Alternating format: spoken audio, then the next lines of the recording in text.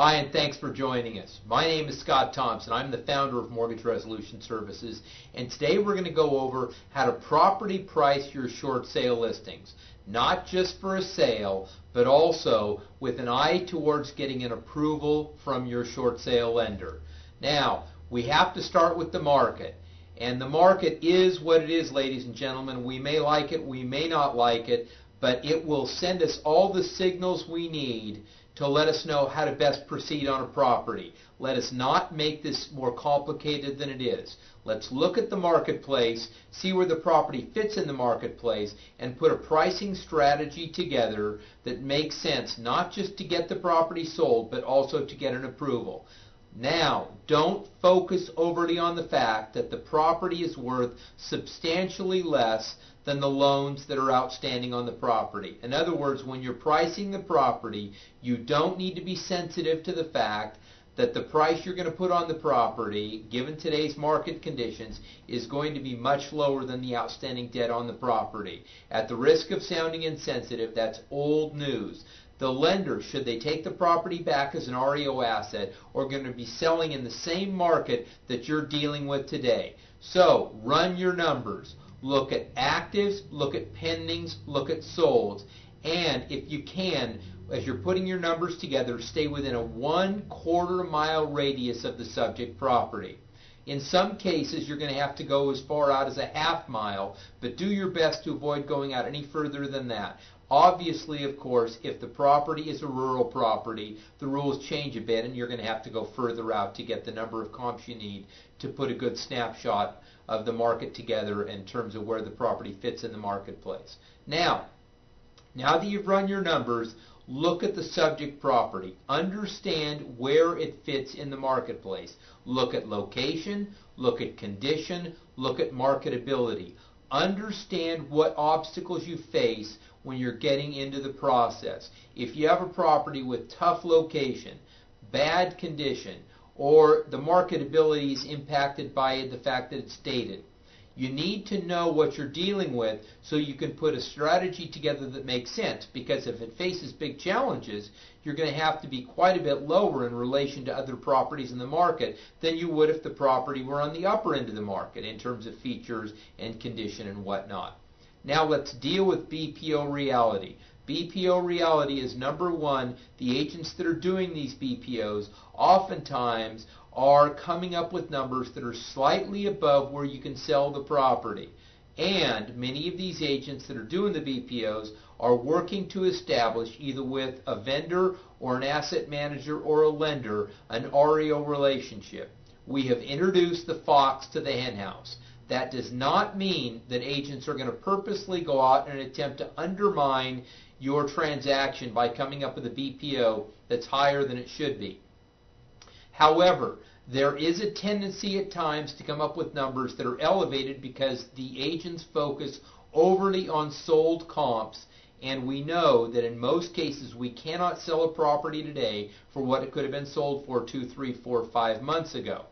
Now, real quickly, before we go on with pricing, I want to talk about the BPO and the BPO process. We do a separate training video on managing the BPO process. It walks you through how to work with the BPO agent to maximize the chances that you get a number that accurately reflects where the marketplace is, which is going to make your transaction easier to approve because you don't have an elevated BPO battle to fight. So, if you do need that information, just go back to our website, click on Managing the BPO Process, and we give you 5 or 6 minutes on how to manage your BPOs. Now, back to pricing.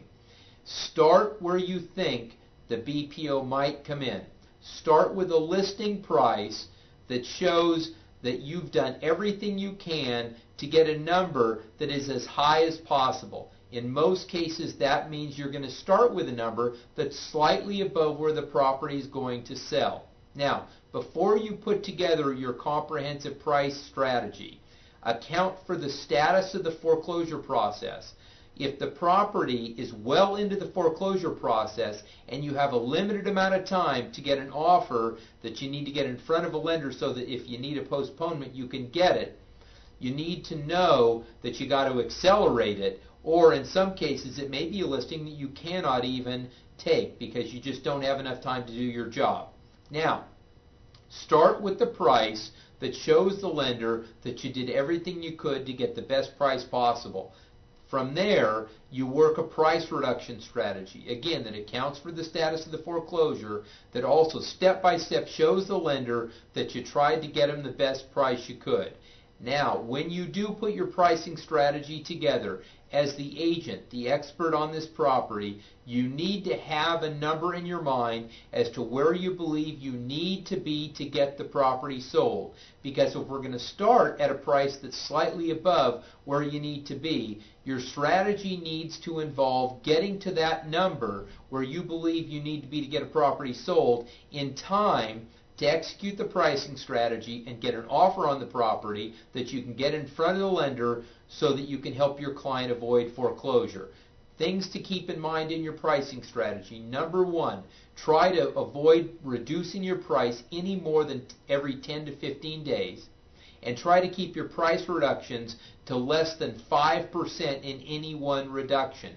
That way, at each step, you can show the lender by using a price history chart that you made an effort at each step to get them as much as possible for the property. Your price history chart will show what the list price was, how long you were at that price, and what the activity was in terms of showings and offers at each price level. And by the way, attached to your price history chart, when you provide it to the lender, a copy of the MLS printout at each pricing step.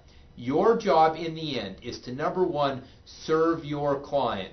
First and foremost, you have a duty to your client, the homeowner, to do everything you can to help them meet their needs, which in most cases their goal is to avoid foreclosure. Number two, be honest. As tempting as it might be to fib a little bit with a lender that's been real tough on you, avoid that temptation. Do everything you can to get your property sold, to get your short sale approved, but avoid lying to the lender. Just don't do it. Number three, do everything we can to maximize the lender's recovery of capital. We all have an interest in doing all we can to bring integrity and predictability to the market, and that means doing our best to do everything we can to help the lender get as much as they can for the property. And number four, respect the marketplace. Now, what does it mean when I say respect the marketplace? It means keeping in mind that when you price a property, it affects a lot of people. Follow a responsible pricing strategy. A pricing strategy that shows that you've done your homework, that you've priced the property at a level where you fully expect to get activity that is fairly representative of what the market is indicating the property should sell for. No one benefits if we create a flea market. Don't be pricing your properties significantly below where the market shows the property should sell in hopes that you can create a bidding war. Because while that may work a little bit for one property, the way that affects the market in the long run is not very positive. So let's execute a responsible pricing strategy, because the way you price homes affects a lot of people. Thanks for joining us. Here's our contact information. We'd love to hear your comments, and keep us in mind if we can help you in any way get your short sale property sold and approved. Thank you very much.